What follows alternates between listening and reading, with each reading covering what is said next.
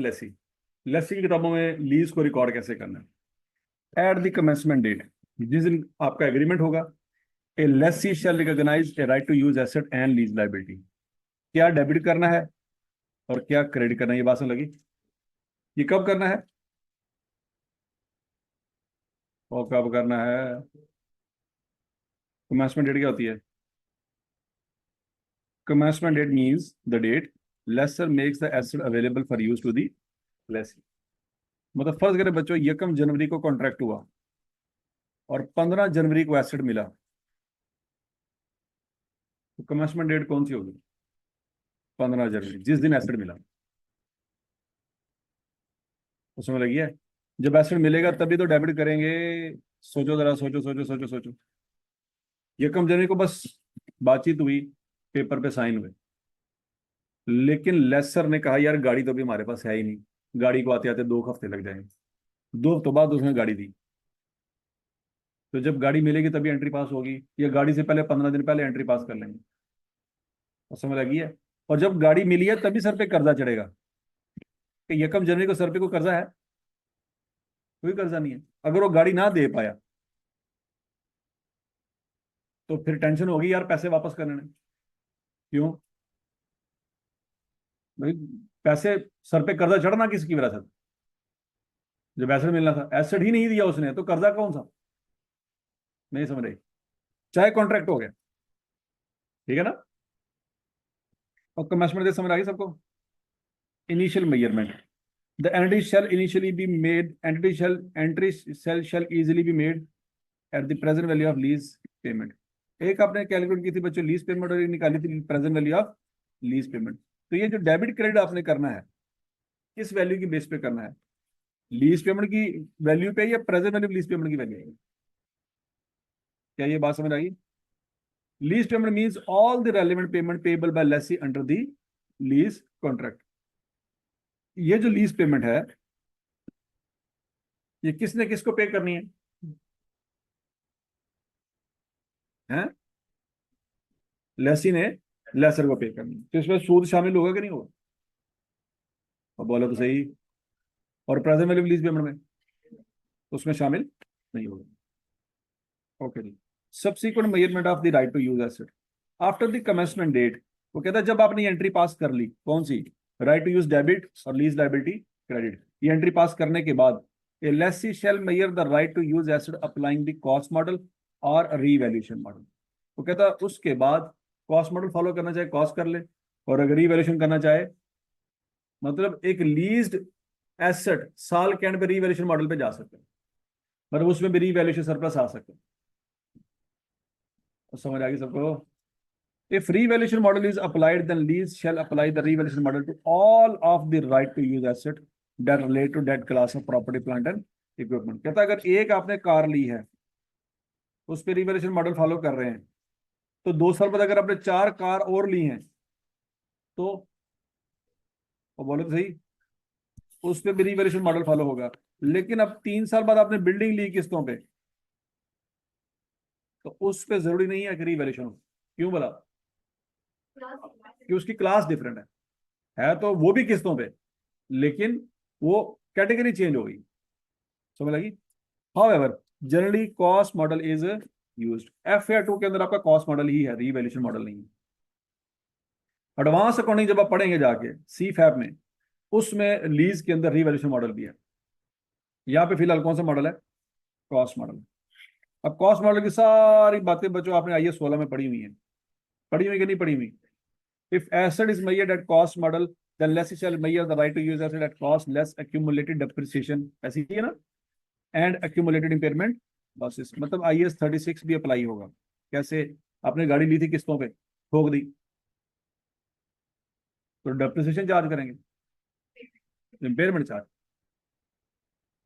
तो समय लगी कि नहीं लगी? 5 साल बाद गाड़ी आपकी हो जानी थी, लेकिन गाड़ी का बेड़ा गर्क आज ही हो गया। अब हम बैंक को नहीं बता रहे कि भाईजान गाड़ी तो बेड़ा गर्क होगी। हम कहेंगे जब तक हम किस्तें पे करते जा रहे हैं, बैंक को क्या तकलीफ है? हाँ, जब किस्तें नहीं पे कर पाएंगे तो बैंक फिर आएगा, भाईजान गड्डी किधर है? और समझ आ गई बात? गड्डी तो पहले साल ही बेड़ा गर्क हो गई, लेकिन हम क्या कर रहे हैं? बैंक को किस्तें पे करते गए 5 साल तक किस्तें पे करते गए, तो एसेट तो हमारा खत्म हो गया, लेकिन लीज लाइबिलिटी तो खत्म नहीं ना हुई। नहीं समझ लगी? या बैंक को कह सकते भाईजान गड्डी तो ठोकी चौक के ला रहे हो, तो खबरदार आज तो बस साढ़े को पैसे मांगे, कह सकते हैं? नहीं कह सकते। भैया एसेट खत्म हुआ, लीज लाइबिलिटी खत्म। हम कहेंगे भाईजान एसेट भी खत्म तो लीज लाइबिलिटी भी खत्म। क्यों? क्योंकि जिस अमाउंट से डेबिट किया था उसी से क्रेडिट किया था, तो अगर ये गायब हो गया है तो ये कैसे पड़ा हुआ है? तो समझ आ गई बात की? तो बैंक मान जाएगा हमारी बात कि चूंकि अब एसेट ही दुनिया में नहीं रहा, तो फिर लाइबिलिटी भी, क्या वही कह सकता है? अच्छा जी, depreciation policy. If the lease transfer ownership of asset to the lessee by the end of lease term, or if it is reasonably certain that lessee will exercise the purchase option available in the lease contract, lease lessee shall depreciate asset over its useful life. यहाँ पे उसने दो बातें की हैं बच्चों, दो बातें कौन सी की हैं ये मुझे बताएं।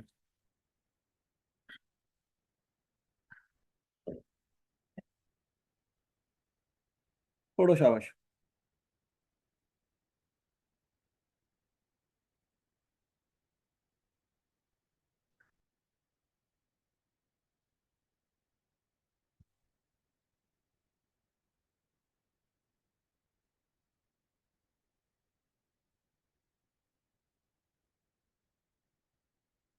हाँ जी, क्या दो बातें कर रहे हैं? अगर तो ऑनरशिप ट्रांसफर हो जाए, या दूसरा क्या है कि हुई तो नहीं है, लेकिन लीज कॉन्ट्रैक्ट के एंड पे हमें वो ऑप्शन देगा कि गाड़ी ले लो, और हम ले लेंगे। उस सूरत में फिर डेप्रेशन किस के ऊपर चार्ज होगी? आवाज नहीं आई? यूजफुल आई। यहां तक की बात समझ आ गई सबको? अच्छा जी, कहता है if this is not the case, कौन सा केस नहीं है? तो कौन सा केस नहीं है? परचेज ऑप्शन वाला बस, या ऑनरशिप ट्रांसफर होने वाला, ये दोनों केस नहीं है। The lessee shall depreciate the asset over the shorter of lease term and useful life. Example देखते हैं बच्चों। वो कहता है फर्ज करो लीज कॉन्ट्रैक्ट हुआ 1 जनवरी 2015 को, एसेट की लाइफ थी 6 साल। कितने साल लाइफ थी?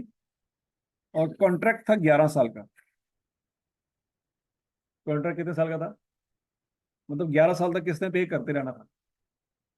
11 साल तक किसने पे, और बोलो तो सही, करते रहना था। लेकिन एसेट कितने सालों में खत्म हो गया, तो डेप्रिसिएशन फिर 11 सालों में चार्ज करेंगे। क्यों? 6 साल में क्यों? जब एसेट ही खत्म हो गया तो फिर डेप्रिसिएशन करते करते उसकी वैल्यू 6 साल में जीरो नहीं चाहिए, 11 सालों में? 6 साल में क्यों, 11 साल में क्यों नहीं है? और 6 साल में क्यों है? अच्छा जी, कॉन्ट्रैक्ट दोबारा हुआ 1 जनवरी 2015 को। अब यूजफुल लाइफ 11 साल है, लेकिन लीज का कॉन्ट्रैक्ट 6 साल का। अब 11 साल, अब 6 साल क्यों? एसेट तो खत्म ही नहीं हुआ। एसेट खत्म तो नहीं हुआ, लेकिन हमारे पास नहीं पड़ा हुआ। कैसे पता लगा? कैसे पता लगेगा हमारे पास पड़ा हुआ है? कैसे पता चलेगा कि एसेट हमारे पास पड़ा हुआ है? 7वें साल में भी, 8वें में भी है?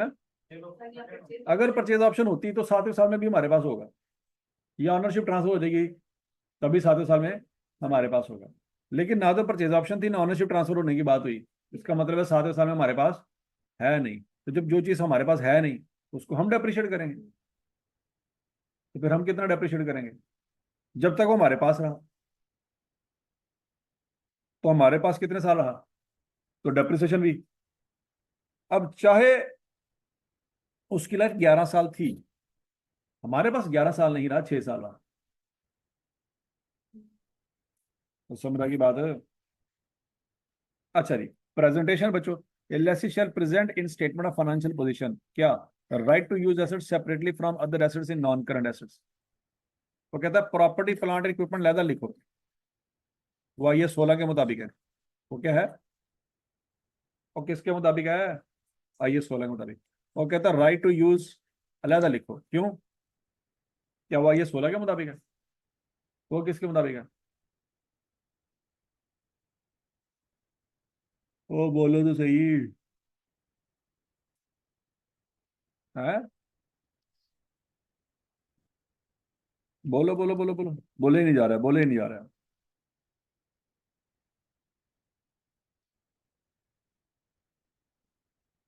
भाई किसके मुताबिक है?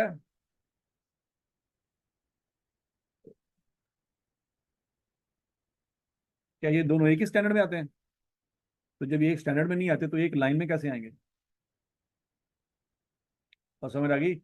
इन्वेस्टमेंट प्रॉपर्टी किस स्टैंडर्ड में आती है? IAS 40। तो बच्चों ये लगा लिखी जाती है, ऐसी है। इन्वेस्टमेंट प्रॉपर्टी को भी प्रॉपर्टी प्लान रिपोर्ट में नहीं लिखा जाता। क्यों? क्योंकि उसका स्टैंडर्ड डिफरेंट है। तो समझ आ गई बात है? Lease liability separately from other liabilities by segregating the amount into current and non current liabilities. वो कहते हैं लीज लाइबिलिटी को भी अलग लिखना। Okay. In the statement of profit or loss, a lessee shall present interest expense on lease liability and depreciation charge for the right to use asset। कल यही किया था एसोसिएशन में। बोलो तो सही। Interest expense is a component of financial charge in statement of profit और loss. ठीक हो गया जी? इन स्टेटमेंट ऑफ कैश फ्लो, ये तो आपने पढ़ ली कैश फ्लो, इसको पढ़ने की जरूरत नहीं है। अच्छा, डिस्क्लोजर में क्या क्या बनाना है? Schedule of right to use asset as like in IAS 16। IAS 16 का कौन सा स्केड्यूल होता था? याद करो याद करो याद करो। जो FAR 1 में आपने पढ़ा था।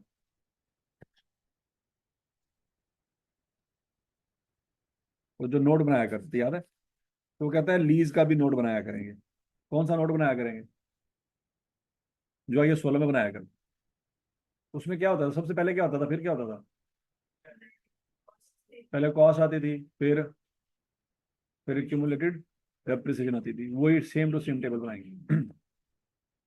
उसके बाद if the lessee measure the right to use asset at revalued amount as per IAS 16, the lessee shall disclose the revaluation model related disclosure for that right to use asset as discussed in IAS 16। Revaluation model का note भी आपने बनाया था। और बोला तो सही। तो कहते हैं जिस तरह से रीवैल्यूएशन मॉडल अगर अप्लाई करते थे IAS 16 में, वही तरीका यहाँ पे अप्लाई करें। तो मिला की बात। तीसरा point, a lessee shall disclose the maturity analysis of lease liability for the remaining contractual future lease payment। वो कहता है जितनी पेमेंट बाकी रह गई है ना, वो अपने डिस्क्लोजर में लिखनी है। याद है? जिस तरह से नोट के नीचे लिखा करते थे कि जनाब रीवैल्यूएशन फलां पार्टी ने की है, वो इंडिपेंडेंट पार्टी है, नीचे अंग्रेजी लिखा करते थे ना। वो कहते उसी तरह से यहाँ पे आपने अंग्रेजी लिखनी है। Of each of the first 5 years plus a total amount for the remaining years. 5 सालों का उसने डाटा मांगा। A narrative disclosure about leasing activities of lessee. Lessee करता क्या है, ये आपने बताना। उसमें 5 बातें हैं। कितनी बातें? Nature of lessee's leasing activities, information about purchase option और गारंटेड रेजिडेंट वैल्यू फैनी, कि भाई लेसी ने परचेज ऑप्शन ली हुई है कि नहीं ली हुई। तीसरा, इंटरेस्ट रेट कितना है, अमाउंट ऑफ इंस्टॉलमेंट कितनी है, और रिस्ट्रिक्शन अगर लेसर ने लगाई है कि नहीं लगाई। कितनी बातें बतानी है बच्चों? 5। जरा जुबानी बताएं कौन कौन सी हैं।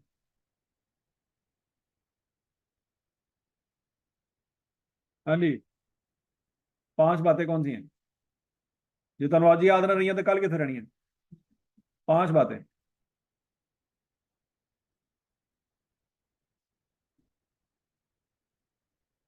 आवाज नहीं आ रही।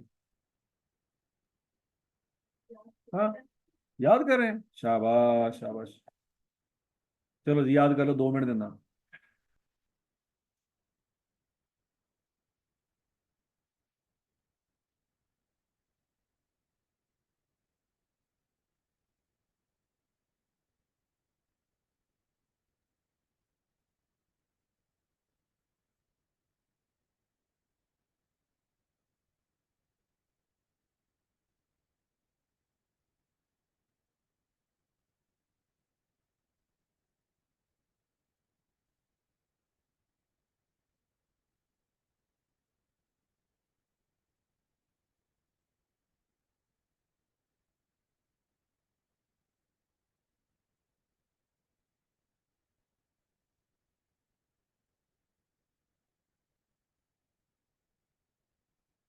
हाँ जी, लिखिए जी, बताइए 5 बातें कौन कौन सी।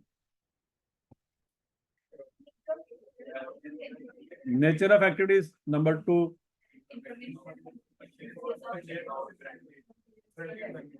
इंफॉर्मेशन अबाउट परचेज ऑप्शन, आगे interest rate, amount of installment,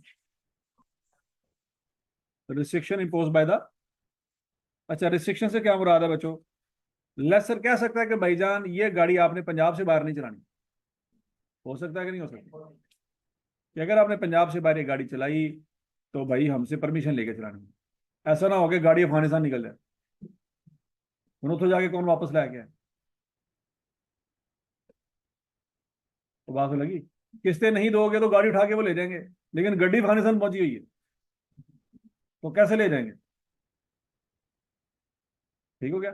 तो हो सकता है कि वो रिस्ट्रिक्शन लगा दें कि ये गाड़ी जो है पंजाब से बाहर नहीं चलेगी, अगर जाएगी तो हमसे पहले परमिशन ली जाएगी। अच्छा जी, अब बच्चे तीसरा सवाल है। तीसरे सवाल में टिपिकल 3 काम करने हैं, कौन कौन से? कल क्या किया था? Lease payment, present value lease payment, और एंट्रीज और एक्सेट। ये तो हिफज हो गया ना आपको, क्या नहीं हो गया? अच्छा जी, अब जरा सवाल देखते हैं बच्चों। On 1 July 2010, miracle textile limited acquired a machine on lease from a bank. Detail of lease are as follow. Cost of machine कितनी है? क्या मतलब है इसका? और क्या मतलब है इसका? The lease term and useful life is 4 years and. हाँ जी, अब दो दो चीजें आ रही हैं, 4 साल भी आ रहा है और 10 साल भी आ रहा है, क्या करेंगे? सबसे पहला काम क्या करेंगे? शॉर्टर वैल्यू पे अप्लाई करना शुरू कर देंगे। हाँ, क्या करेंगे? पहले ऑप्शन चेक करेंगे, कौन सी ऑनरशिप ट्रांसफर हुई है या नहीं हुई, और दूसरा परचेज ऑप्शन है कि नहीं है। ठीक है जी, 2 बातें चेक करनी है ना? अगर तुम परचेज ऑप्शन देखा नहीं है तो चलो जी शुरू हो गया, नहीं। 2 बातें, कौन कौन सी? ऑनरशिप ट्रांसफर होने की बात हुई है, नहीं हुई, तो फिर परचेज ऑप्शन की बात हुई है कि नहीं? इन दोनों में से दोनों को देखना है आप, समझ आइए। अच्छा, अगला point. Instalment of 5.8 million is to be paid annually on advance on 1 July. क्या मुझे को बता सकते हैं कि टोटल पैसे कितने देने हैं? लीज पेमेंट कितनी बनती है?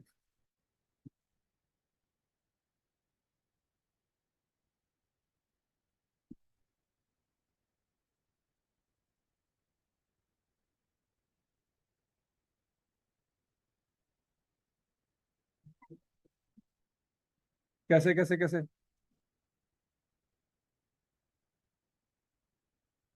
और क्यों? लीज टर्म 4 साल की है तो किस्तें भी 4 होंगी, 5 किस्तें नहीं होंगी। समझ आ गई बात? अगला पॉइंट, क्या इंटरेस्ट रेट उसने सवाल में दिया हुआ है? ओके। 5वां point, at the end of lease term MTL has an option to purchase a machine on payment of 2 million। हाँ जी। अब डेप्रिसिएशन कितने साल पे चार्ज करेंगे? आवाज नहीं आई। 4 साल पे? 4 साल पे, 4 साल, 4 साल, है ना? FAR 2 पहली अटेम्प्ट। हाँ। है? अच्छा, 4 साल के 10 साल? क्यों 10 साल क्यों? है? 10 साल क्यों, 4 क्यों नहीं? तो हम एसिड कितने साल इस्तेमाल कर सकते हैं? 4 साल। 10 साल कैसे, 5 साल होगा एसिड हमारे पास। अच्छा जी, तो लीज पेमेंट बच्चों कितनी होगी? कैसे? हैं? तो खोते हो ए नहीं पे करना? तो पे नहीं करना? अच्छा, पे करना कोई नहीं, लेकिन गड्डी रख ली 10 साल वास्ते, मतलब डेप्रिशिएट करेंगे 10 साल पे, लेकिन ये पैसे नहीं देने, है कि नहीं? डेप्रिसिएशन 10 साल पे कैसे चार्ज करोगे? डेप्रिसिएशन 10 साल पे चार्ज करने का मतलब ही क्या है? परचेज कर लेंगे फी सबिलिल्लाह। फिर वही गल है भाई, पैसे 4 साल बाद देने हैं, पहले 4 सालों की डेप्रिसिएशन आएगी कि नहीं आएगी? अभी पैसे कोई नहीं दिए, तो पहले 4 सालों की डेप्रिसिएशन जब चार्ज करेंगे तो 10 पे डिवाइड करेंगे कि 4 पे? है 10। अजय परचेज कोई नहीं किया, 4 पे करेंगे। फिर वही गल है, अगर तो 4 पे ही डेप्रिशिएट कर दिया तो 4 सालों में एसेट खत्म। सोचो, फिर एसेट परचेज कर लिया, फिर अगले 6 साल क्या करेंगे? एसेट तो आपने डेप्रिशिएट कर दिया सारा, फिर कहेंगे परचेज करने की क्या लोड़ है, एसेट तो खत्म करता ही 4 साल से है सरप्लस। जब पहले साल ही डेप्रिसिएशन चार्ज कर रहे हैं तो किस पे डिवाइड कर रहे हैं? और किस पे डिवाइड कर रहे हैं? तो नियत क्या है? तो फिर अब चूंकि वो 4 साल बाद पे करना है तो लिहाजा अब नहीं है। तो बच्चों लीज पेमेंट में ये 2 मिलियन भी आना है। क्यों? क्यों आना है? क्योंकि पहले दिन से सोचा हुआ है। क्या सोचा हुआ है? कि परचेज कर लेंगे, तभी तो 10 पे डिवाइड किया है। या ये अचानक चौथे साल पे जाके इल्हाम होगा? पहले दिन से ये पता है कि चौथे साल में पता चलेगा? पहले दिन से पता है। क्यों? क्योंकि पहले दिन से आप डेप्रिसिएशन जब चार्ज कर रहे हैं तो डिवाइड किस पे कर रहे हैं? तो अंदर खाते नियत क्या है? तो चौथे साल जाके सोचेंगे। मतलब जो सीए स्टार्ट किया है, तो अभी चूंकि पीआरसी में है तो एफए2 का पेपर नहीं देना, क्योंकि पीआरसी में है ना, अभी एफए2 तो बड़ा दूर है। या चलो अभी इस वक्त एफए2 में बैठे हुए हैं तो हमने ऑडिट नहीं देना, ऑडिट के बगैर ही सीए करेंगे, क्योंकि वो ऑडिट तो दूर है ना, पता नहीं देना है कि नहीं देना। हो सकता है जब तक हम सीए में पहुंचे तब तक ऑडिट का पेपर ही खत्म हो चुका हो, ये सोच के बैठे हुए हैं। अभी चूंकि आर्टिकल नहीं हुए तो आर्टिकल नहीं की नीयत कोई नहीं की हमने कि सीए बगैर आर्टिकल के ही करेंगे, क्योंकि किए कौन से हैं ऐसे। अब बोलना नहीं। अभी चूंकि हम सीए कर रहे हैं तो शादी का प्लान कोई नहीं, नहीं करनी ना, मतलब इतनी दूर की बात क्यों सोचे?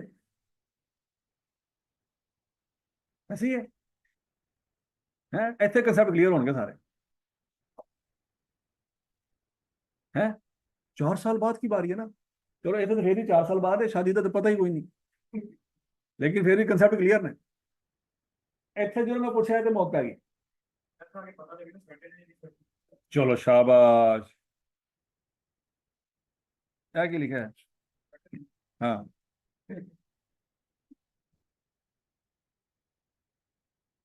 और उतने ही पता लग गया सी कि जब आप किस पे डिसाइड करके बैठे हुए हैं 10 पे, तो 10 के मतलब पहले साल पे 10 पे डिवाइड करेंगे, 5वें साल पे 10 पे डिवाइड करेंगे। पहले साल 10, तो इसका क्या मतलब है सीधा सीधा? अब क्या सोच के बैठे हुए हैं? तो फिर लीज पेमेंट में ये आएगा कि नहीं आएगा 2 मिलियन? या ये 5वें साल में जाके शामिल करेंगे? पहले दिन ही आएगा। तो ठीक हो गया। The fair value of the machine at the end of lease term is expected to be 3 million. जब 4 साल बाद कॉन्ट्रैक्ट जब खत्म होगा तो ये मार्केट में कितने का सेल हो जाएगा, और हमें वो कितने का दे रहा है? तो कोई पागल ही होएगा कि जो 3 मिलियन की चीज 2 मिलियन में ना ले। हाँ, अगर वो ये कहे कि भाई 3 साल 4 साल बाद इसकी फेयर वैल्यू 1 मिलियन है और हमें कितने का मिल रहा है, अब कोई पागल ही होगा तो 1 मिलियन की चीज 2 मिलियन में ले। तो उस वक्त वो फिर डेप्रिसिएशन किस पे चार्ज करेगा? 4 पे चार्ज करेगा। क्यों? क्योंकि उसने परचेज ऑप्शन एक्सरसाइज करनी कोई नहीं। वो कहेगा यार 1 मिलियन की चीज मैंने मार्केट तो मिल रही है, मैं तेरे को 2 मिलियन की क्यों लाऊं? तू अपनी एसेट फाड़ कर निकल, मैं 1 मिलियन तो मार्केट को ले लाऊंगा। और समझ आ गई बात? It is reasonably certain at the inception of the lease term that lessee will exercise the option to purchase the asset. MTL depreciate the machine on the straight line method to a nil residual value. बात समझ आ गई है? अब बच्चों सबसे पहला काम, अच्छा ये याद रखो बच्चों, ये 2 मिलियन वाली स्टोरी ना क्वेश्चन नंबर 1 में थी ना क्वेश्चन नंबर 2 में थी। अच्छा पहले क्वेश्चन नंबर 1 की तरफ चलते हैं।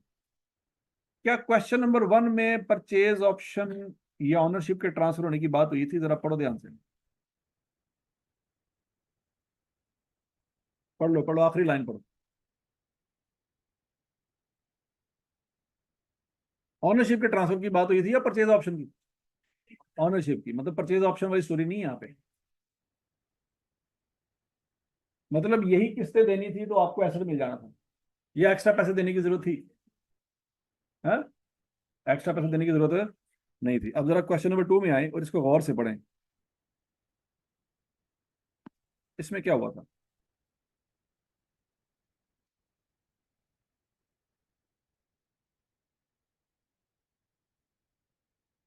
इसमें ऑनरशिप की बात हुई, परचेज ऑप्शन की बात हुई? नहीं हुई। लेकिन मसला यहाँ पे ये था कि जितने साल की लीज थी उतने साल उसकी लाइफ थी। अगर हम लोअर पे जाते भी तो 4 साल ही होती। बात समझ लगी है? इसमें अलहदा से 2 मिलियन है? नहीं है। ऊपर अलहदा से 2 मिलियन है? ऊपर वाले सवाल में अलहदा से 2 मिलियन क्यों नहीं है? क्योंकि ओनरशिप ट्रांसफर हो गई, परचेज ऑप्शन की बात ही नहीं हुई। और यहाँ पे ना ओनरशिप ट्रांसफर हुई ना परचेज ऑप्शन है। मसला क्या था कि जितनी लीज कॉन्ट्रैक्ट की लाइफ थी उतनी ही एसेट की लाइफ थी। अगर तो 10 साल यूजफुल लाइफ होती, लीज एसेट 4 साल का होता, तो फिर 4 साल पे चलते। तो बात समझ लगी कि नहीं लगी? और फिर यहां पे क्या हुआ?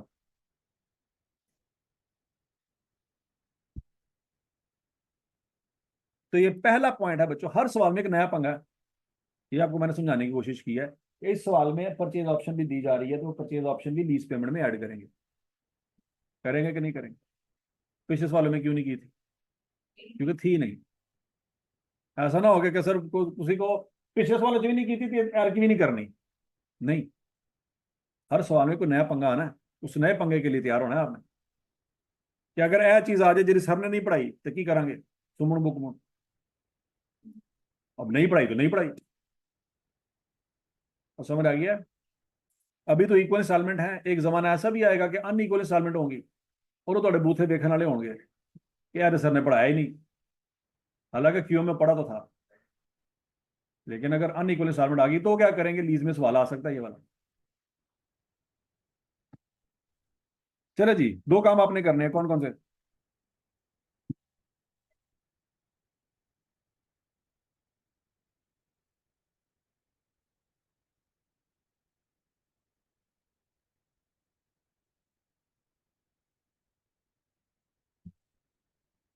हाँ भाई।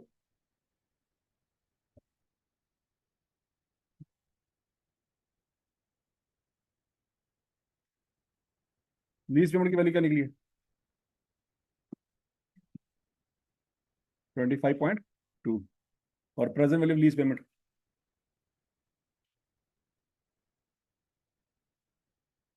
क्या निकली है? सबका आंसर आ गया? अब बच्चों याद रखना, यहाँ पे पेमेंट एडवांस में है। कहाँ पे है? एक किस्त अलग होनी थी, ठीक है? ये एक किस्त अलग और बाकी 3 किस्तें डिस्काउंट होनी थी। हो गया बेड़ा गर्क?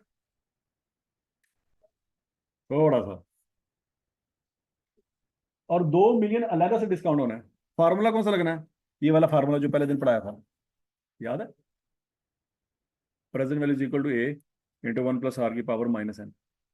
और याद है, क्योंकि ये सिमिलर इंस्टॉलमेंट नहीं थी, डिफरेंट थी, तो इस पे एनओडी का फार्मूला नहीं लगना।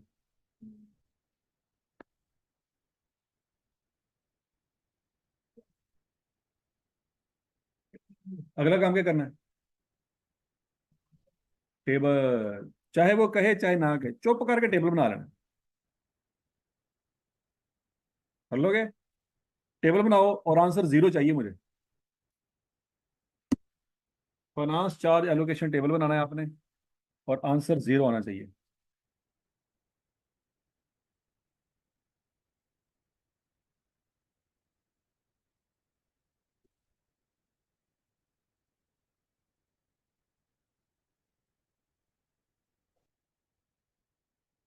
हाँ जी। और टेबल बन गया सबसे, लेकिन 0 नहीं आया। 0 क्यों नहीं आया? आप समझदार हैं। क्या गलती की है? गलती आपने ये की है बच्चों कि 5.8 मिलियन की 4 किस्तें हैं, लेकिन 2 मिलियन भी पे करना है, तब जाके आंसर जीरो आना है।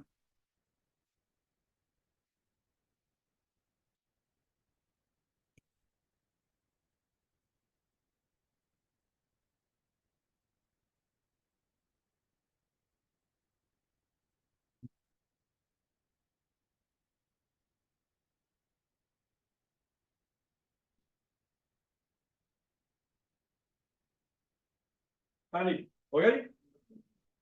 अब याद करें, मैंने कल आपको पढ़ाया था, ये जो पहला कॉलम है ये लीज पेमेंट का टोटल होता है, याद है?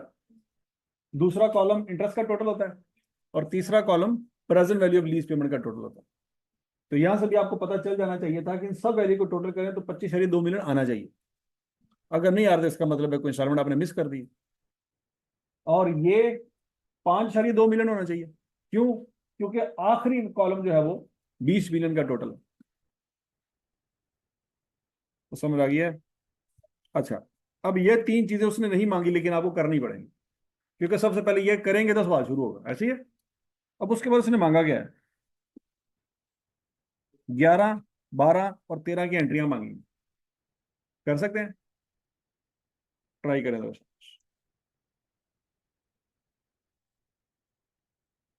टेबल सामने रखें, एंट्रियां समझ आ रही है?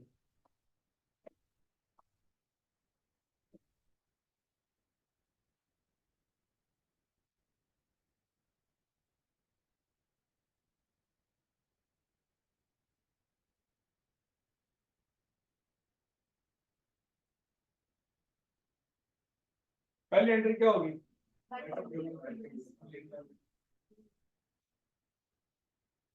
पहली एंट्री क्या होनी है? राइट यूज डेबिट और लीज लायबिलिटी क्रेडिट, किस अमाउंट से? 20 मिलियन से, जो कि प्रेजेंट वैल्यू।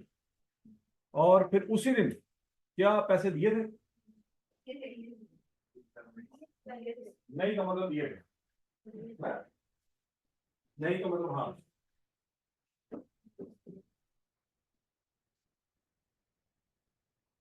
हाँ जी, तो क्या एंट्री करेंगे मतलब? क्या पहली पेमेंट का सूद है? क्यों नहीं है?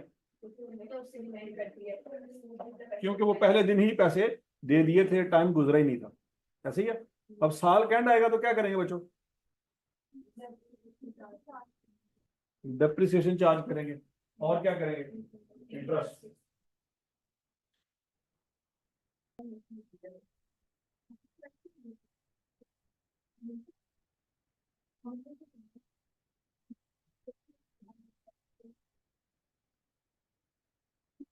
हाँ जी, बन गया अकाउंट्स?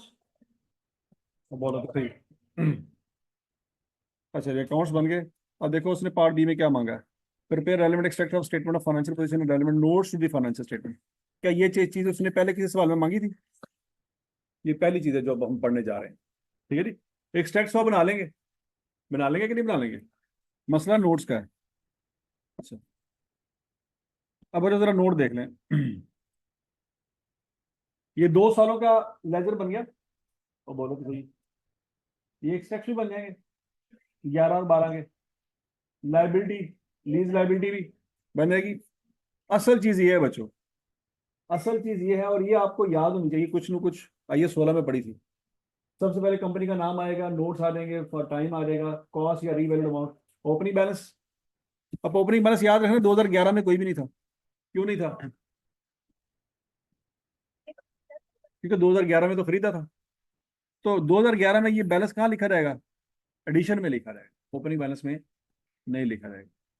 ठीक हो गया? फिर वही जो एडिशन होगा वही क्लोजिंग बैलेंस होगा, और वो क्लोजिंग बैलेंस अगले साल का क्या हो रहेगा? Opening balance. लेकिन अगले साल कोई एडिशन नहीं हुआ। ठीक हो गया? तो वही फिर क्या बनेगा आपका? Closing balance. अच्छा जी, नीचे आता है क्यूमुलेटिव डेप्रिसिएशन वाला हिस्सा। उसमें ओपनिंग बैलेंस 2011 में कोई नहीं था। 2011 में पहली दफा उसकी डेप्रिसिएशन चार्ज हुई थी, 2 मिलियन। तो टोटल डेप्रिसिएशन कितनी होगी? 2 मिलियन। वही 2 मिलियन अगले साल क्या बन जाएगी? Opening balance. और डेप्रिसिएशन उसमें भी अगले साल की जो आ जाएगी, कितनी आ जाएगी? 2 मिलियन। टोटल क्या रहेगा? 4 मिलियन। याद है कुछ कुछ? अब बच्चों अगला काम आपको पता है कि कैरिंग अमाउंट निकाला करते थे। कैरिंग अमाउंट कैसे निकाला करते थे?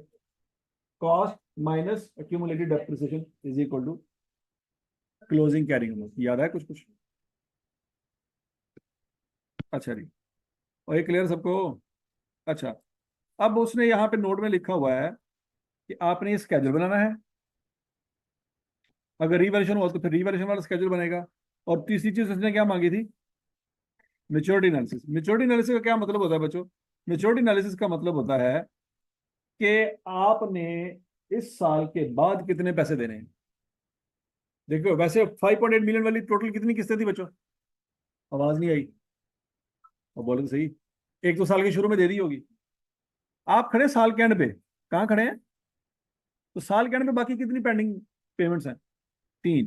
तो एक 5.8 ये है, एक 5.8 ये है, और एक 5.8 ये है। तो समझ आ गई?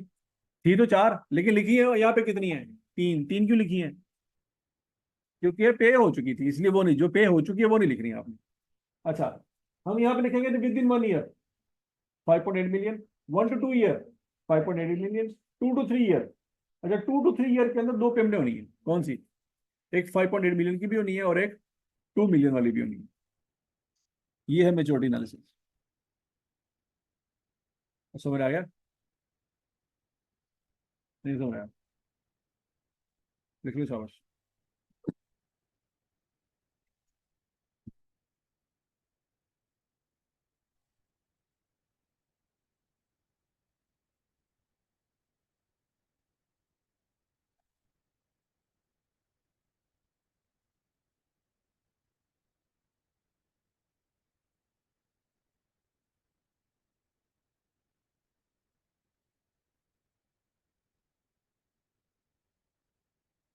ये नोट समझ आ गया?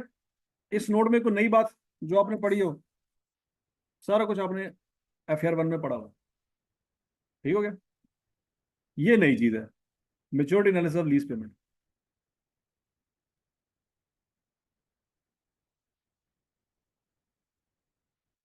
और 2011 वाला समझ आ गया? अब बच्चों फर्ज करो आप 2012 में खड़े हैं, तो 2012 में कितनी पेमेंट हो चुकी होंगी? दो पेमेंट हो चुकी होंगी, बाकी पेंडिंग पेमेंट कितनी होंगी? दो।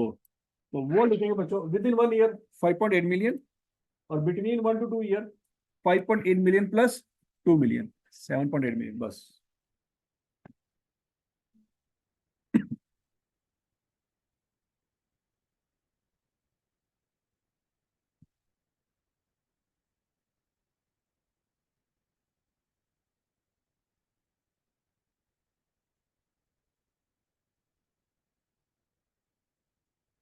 और समझ आ गया सबको? अच्छा, और बच्चों अब यहाँ पे तीसरी चीज क्या लिखनी है? Narrative disclosure about leasing activities of lessee, जिसमें 5 बातें बतानी है। कितनी बातें बतानी है? 5 बातें। अब वो 5 बातें कौन कौन सी थी बच्चों? वो आपने इस पैराग्राफ की शक्ल में बतानी है। इसकी शक्ल में बतानी है, पैराग्राफ की शक्ल में। जरा देखो, the Lesi has entered A lease agreement with bank for machine. ये नेचर ऑफ लीजिंग एक्टिविटी होगी कि भाई लेसी ने बैंक के साथ एग्रीमेंट किया है, गाड़ी का कि मशीन का? मशीन का। ये नेचर होगी। अगला पॉइंट, दूसरी बात क्या बतानी थी बच्चों? दूसरी बात बतानी थी इन्फॉर्मेशन अबाउट परचेज ऑप्शन या गारंटीड रेजिडुअल वैल्यू। तो जरा दूसरी स्टेटमेंट पढ़ के देखो क्या लिखी हुई है। Lessee has purchase option for 2 million to acquire machine at the end of lease term which is 4 years. ये दूसरी बात होगी।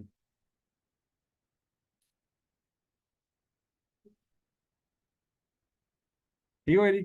तीसरी बात क्या थी बच्चों? Interest rate. तो तीसरी बात यहाँ पे पढ़ लें क्या लिखी हुई है। Interest rate implicit in the lease is 15.72%।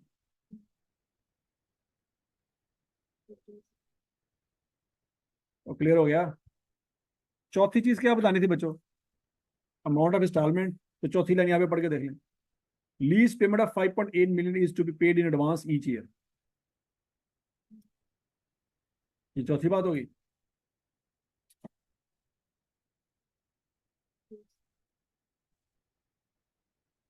बोलो तो सही।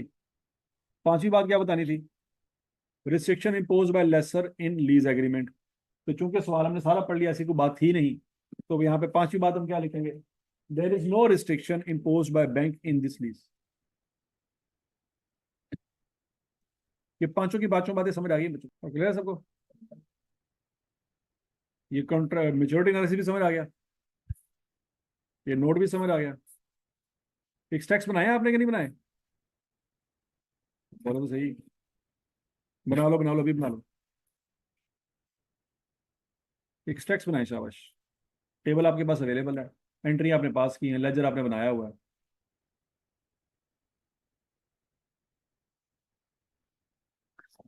तो आपने मुझे बताना है कि एक्सट्रैक्ट्स बना के नोट।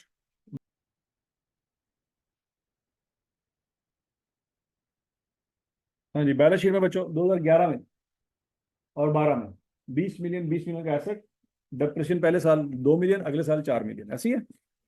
लाइबिलिटीज में बच्चों non current liability, current portion of long term liability. ये डाटा कहाँ से मिलेगा आपको? टेबल से। इंटरेस्ट पेबल यहाँ पे क्यों आ रहा है?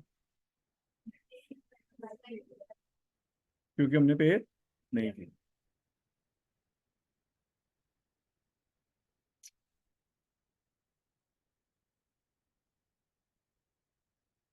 कब इंटरेस्ट पेबल आएगा, कब नहीं आएगा?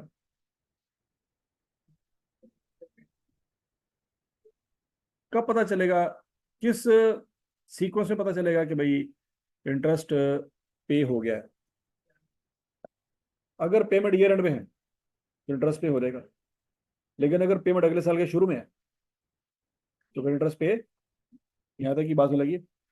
मतलब यहाँ पे अगर वो कहता है कि भाई किस्तें एडवांस में है, किस्तें कब है, तो उसका मतलब है अगले साल के शुरू में। तो फिर पिछले साल का इंटरेस्ट पे नहीं हुआ, तो इसलिए वो पेबल आएगा। लेकिन अगर वो क्या किस्तें एंड पे है, तो इसका मतलब है जितना सूद बनता होगा सारा पे कर दिया होगा, तो इसलिए वो पेबल नहीं आएगा। हजम शुद्ध। ये नोट भी बन जाएगा बच्चों।